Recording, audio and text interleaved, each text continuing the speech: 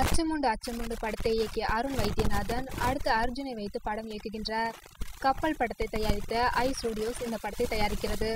Arjun police அதிகாரியாக நடிக்கும் இந்த படம் ஹாலிவுட் ஸ்டைலில் தயாராகிறது.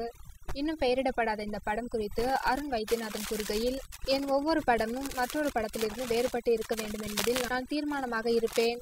அச்சமுண்டு அச்சமுண்டு ஒரு சமுதாய பிரச்சனையை பற்றிய படம் என்றால், மலையாளத்தில் மோகன்லால் சாரை வைத்து நான் இயக்கிய பெரும் வெற்றியடைந்த பெருச்சாளி திரைப்படம் அரசியல் பற்றிய படமாகும்.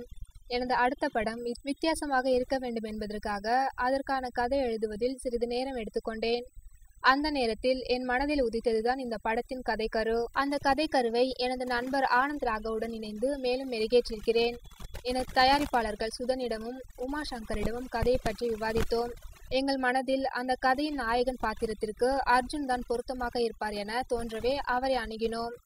ஒரு காவல்துறை அதிகாரி எப்படி இருக்க வேண்டும் என்பதற்கு தோற்றத்திலும் சரி செயல் வடிவிலும் சரி அவர் ஒருவரே பொருத்தமாக இருப்பார் என்பதில் எல்லளவும் சந்தேகமில்லை.